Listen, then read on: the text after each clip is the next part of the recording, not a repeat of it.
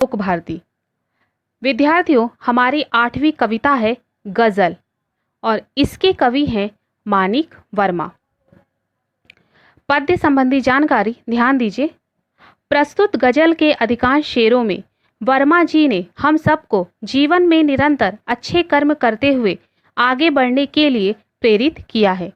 गज़लकार ने संदेश देते हुए कहा है कि अपने रंग रूप से सुंदर दिखने के बजाय अपने कर्मों से सुंदर दिखना आवश्यक है। यहाँ कवि ने कहा है कि हमें निरंतर आगे बढ़ना चाहिए और हमें सुंदरता अपने विचारों में लाना है और अपने कामों में लाना है। विद्यार्थियों, मैं आपको दो पंक्ति का सरल अर्थ समझा के दूंगी। ध्यान दीजिएगा। आपसे किसने कहा स्वर्णिम शिखर बनकर दिखो, शौक दिखने का है तो फिर नींव के अंदर दिखो। स्वर्णिम का यहाँ पे अर्थ है सोने के रंग का। ध्यान दीजिए विद्यार्थियों, यहाँ कवि कहते हैं कि किसी भी अट्टालिका के चमचमाते शिखरों को हम सभी देखते हैं, उसकी शान की प्रशंसा भी करते हैं ना। हम जब कोई बड़ी सी इमारत देखते हैं तो हम वो इमारत को देखते जाते हैं और उसकी तरफ आकर्षित होते हैं और हम उसकी सिर्फ और सिर्फ प्रशंसा करते हैं और उसकी तरफ आकर्षित होते हैं। लोग समाज में इन शिखरों के समान ही सम्मान प्राप्त करना चाहते हैं। हर कोई को समाज में सम्मान प्राप्ति की आकांक्षा होती है। हर कोई समाज में सम्मान प्राप्त करना चाहता है, परंतु वास्तव में देखा जाए तो इन शिखरों से अधिक महत्व उन ईंटों और पत्थरों का है जिनके कारण ये शिखर बन सके हैं। आपने ध्यान दिया होगा कि बड़ी बड़ी इमारतें बनती है, बहुत ही ज़्यादा सुंदर दिखती हैं, लेकिन इनमें सबसे ज़्यादा महत्वपूर्ण जो भूमिका होती है वो ईंटें और पत्थरों की होती है, क्योंकि उन्हीं के द्वारा इतनी सुंदर इमारत तैयार होती है।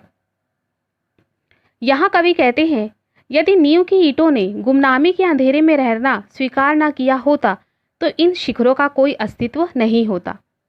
बिल्कुल सही। अगर ईंटें पत्थरे जो हैं वो अगर गुमनामी के अंधेरे में नहीं रहते तो क्या इतनी सुंदर इमारत बन पाती क्या? सोचिए आप भी। बिल्कुल नहीं।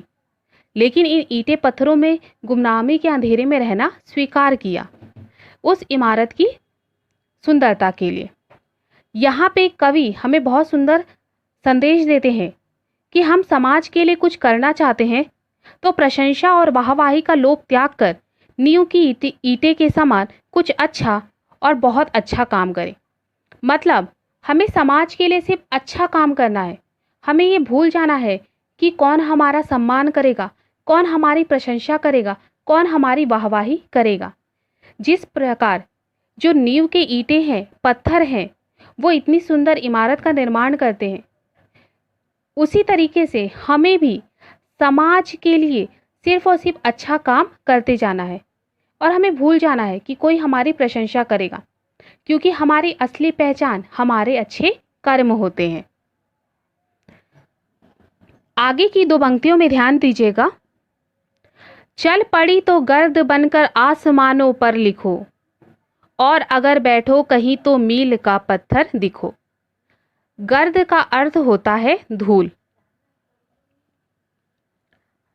विद्यार्थियों, यहाँ कवि ने कहा है, यदि आप मंजिल की ओर आगे बढ़ते हैं तो अच्छे कर्मों के कारण उसी प्रकार आसमान पर छा जाओ जैसे आंधी आने पर पृथ्वी से आकाश धूल ही धूल से भर जाता है।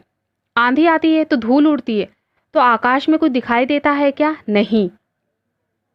यहाँ कवि कहते हैं कि आपके द्वारा जो अच्छा किया गया कर्म है उसकी प्रभाव की चर्चा हर तरफ होगी।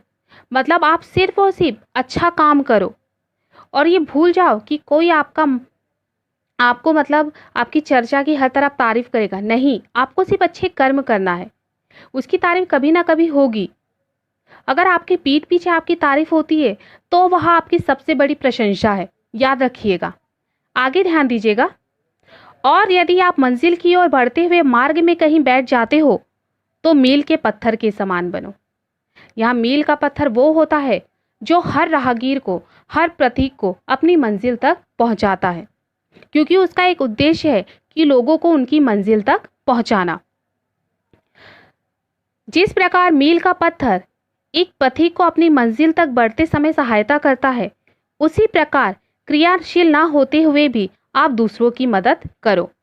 यहाँ पे जिस प्रकार जो मील का पत्थर है वो लोगों की सिर्फ और सिर्फ मदद करता है, उनको उनकी मंजिल तक पहुँचाता है।